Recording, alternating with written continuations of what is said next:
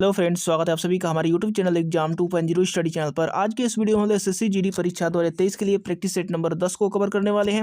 और इससे पहले मैंने 9 प्रैक्टिस सेट को करवाया है। अगर आपने उसे नहीं देखा है तो जाकर के उसे देख सकते हैं, चैनल के प्लेलिस्ट में भी आपको मिल जाएगा।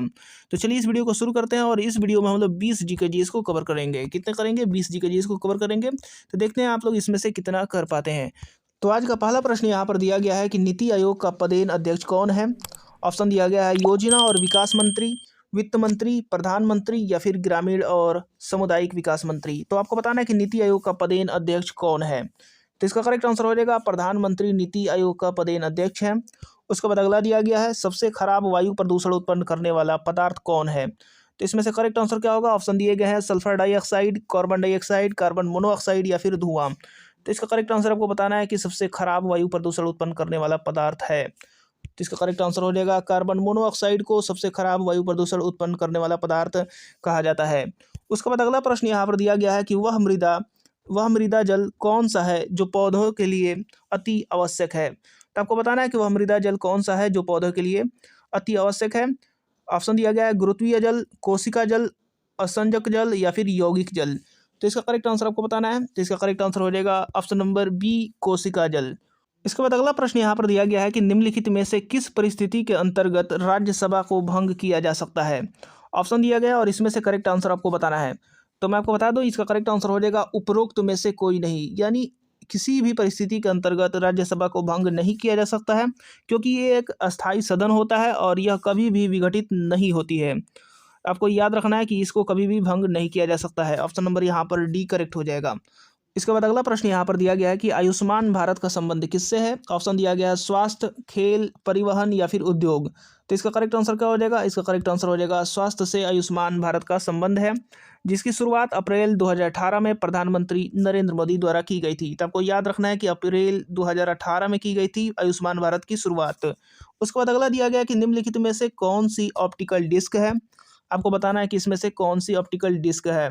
तो इसका करेक्ट आंसर हो जाएगा वर्म डिस्क। वर्म डिस्क एक ऑप्टिकल डिस्क है। उसके बाद अगला प्रश्न यहाँ पर दिया गया है कि द वाइट टाइगर के लेखक कौन है। ऑप्शन दिया गया है अमिताभ घोष, अरुंधति राय, अरविंद अडिगा या फिर महाश्वेता देवी। तो इसका करेक्ट आंसर हो जाएगा Arvind Adiga the White Tiger के लेखक हैं। उसके बाद अगला दिया गया है यहाँ पर प्रार्थना समाज का गठन किसने किया था। तो आपको बताना है कि प्रार्थना समाज का गठन किसने किया था। ऑप्शन दिया गया है राजा राम मोहन राय, दयानंद सरस्वती, आत्माराम पांडुरंग या फिर स्वामी विवेकानंद। तो इसका करेक्ट आंसर क्या होगा? इसका करेक्ट आंसर हो जाएगा आत्माराम पांडुरंग ने प्रार्थना समाज का गठन किया था। उसके बाद अगला प्रश्न यहाँ पर दिया गया है कि संविधान सभा ने संविधान का प्रारूप कब स्वीकृत किया है। तो इसका करेक्ट आंसर क्या होगा? ऑप्शन दिया गया है और इसमें से आपको करेक्ट आंसर बताना है। संविधान सभा ने संविधान का प्रारूप कब स्वीकृत किया।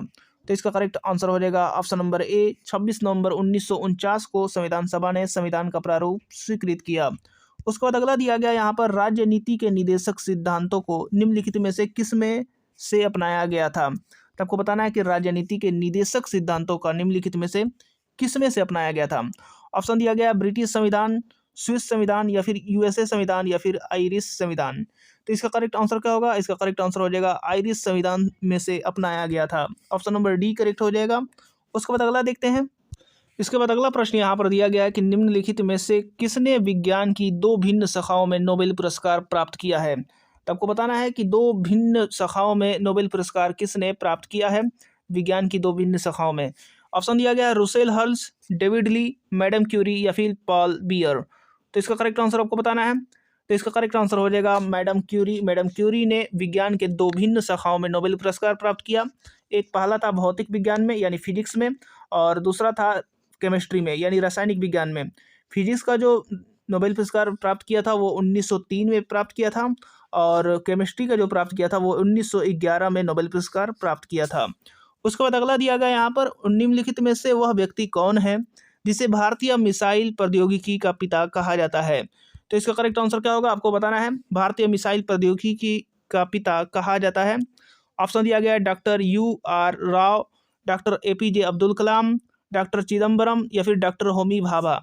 तो इसका करेक्ट आंसर हो जाएगा डॉक्टर APJ अब्दुल कलाम को भारतीय मिसाइल प्रौद्योगिकी का पिता कहा जाता है। उसके बाद अगला प्रश्न यहाँ पर दिया गया है कि ओजोन में होती है, तो आपको बताना है कि ओजोन में क्या होती है, यानी कौन सी गैस पाई जाती है। यहाँ पर ऑप्शन दिया गया है केवल ऑक्सीजन पाया जाता है, यहाँ पर ऑप्शन बी दिया गया ऑक्सीजन और नाइट्रोजन, यहाँ पर दिया गया हाइड्रोजन और कार्बन, यहाँ पर दिया गया ऑक्सीजन और कार्बन। तो इसका करेक्ट आंसर क्या होगा, इसका करेक्ट आंसर हो जाएगा केवल और केवल ऑक्सीजन पाया जाता है। उसके बाद अगला प्रश्न यहाँ पर दिया गया है कि किस विधि द्वारा दो ठोसों के मिश्रण को अलग किया जाता है। ऑप्शन दिया गया संघनन, आसवन, ऊर्ध्वपातन या फिर वर्णलेखन। तो इसका करेक्ट आंसर आपको बताना है। दो ठोसों को मिश्रण को अलग किया जाता है किस विधि द्वारा। तो इसका करेक्ट आंसर क्या होगा, इसका करेक्ट आंसर हो जाएगा ऑप्शन नंबर सी, यानी ऊर्ध्वपातन द्वारा किया जाता है। उसके बाद अगला प्रश्न यहाँ पर दिया गया है कि सुंदरवन के जंगल को क्या कहा जाता है। तो ऑप्शन दिए गए हैं और इसमें से करेक्ट आंसर आपको बताना है। तो इसका करेक्ट आंसर हो जाएगा मैंग्रोव। मैंग्रोव कहा जाता है सुंदरवन के जंगल को। उसके बाद अगला दिया गया है कि शोर को किस में मापा जाता है। तो आपको बताना है कि शोर को किस में मापा जाता है।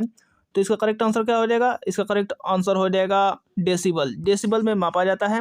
शोर एक प्रकार की ध्वनि प्रदूषण है और शोर को मापने के लिए डेसिबल का ही प्रयोग किया जाता है। उसके बाद अगला प्रश्न यहाँ पर दिया गया है कि प्रकाश विद्युत सेल बदलता है। तो आपको बताना है यहाँ पर करेक्ट आंसर क्या होगा। यहाँ पर ऑप्शन दिए गए हैं यांत्रिक ऊर्जा को वैद्युत ऊर्जा में बदलता है, ताप ऊर्जा को यांत्रिक ऊर्जा में बदलता है, या फिर प्रकाश ऊर्जा को रासायनिक ऊर्जा में, या फिर प्रकाश ऊर्जा को वैद्युत ऊर्जा में। तो इसका करेक्ट आंसर क्या होगा, इसमें से आपको बताना है। तो इसका करेक्ट आंसर हो जाएगा ऑप्शन नंबर सी, प्रकाश ऊर्जा को रासायनिक ऊर्जा में प्रकाश विद्युत सेल बदलता है। ये आपको याद रखना है। उसके बाद अगला प्रश्न यहाँ पर दिया गया है कि मनुष्य के नेत्रों के स्वस्थ संचालन के लिए कौन सा विटामिन आवश्यक है। ऑप्शन दिया गया vitamin A, vitamin B, vitamin C या फिर विटामिन डी। तो इसका करेक्ट आंसर हो जाएगा विटामिन ए ज़रूरत होती है मनुष्य के नेत्रों के स्वस्थ संचालन के लिए, और इसका जो रासायनिक नाम होता है ये होता है रेटिनॉल होता है। और आपको ये भी याद रखना है कि विटामिन ए की कमी से रतौंधी नामक बीमारी होती है। उसके बाद अगला प्रश्न यहाँ पर दिया गया है कि मानव हृदय के कक्षों यानी चैम्बर्स की संख्या है। आपको बताना है कि मानव हृदय में कितनी चैम्बर्स होती हैं। ऑप्शन दिया गया है 4, 2, 3, 5। तो इसका करेक्ट आंसर हो जाएगा 4 होती हैं। मानव हृदय के चैम्बर्स कितनी होती हैं, तो 4 होती हैं।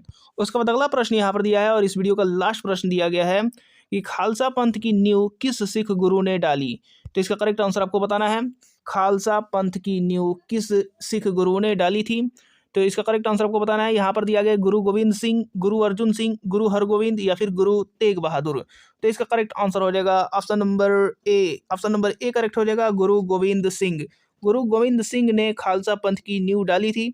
तो दोस्तों उम्मीद करता हूँ कि ये वीडियो आपको समझ में आ गया होगा, और अभी तक आपने इस चैनल को सब्सक्राइब नहीं किया है तो चैनल को सब्सक्राइब कर लीजिए और साथ में बेल आइकन बटन भी दबा दीजिए। और इससे पहले वाले जितने भी वीडियोस हैं अगर आपने उसे नहीं देखा है तो जाकर के देख सकते हैं, या फिर चैनल के प्लेलिस्ट में भी अगर जाएंगे तो वहाँ पर भी आप लोग को मिल जाएगा, तो वहाँ से भी आप लोग देख सकते हैं।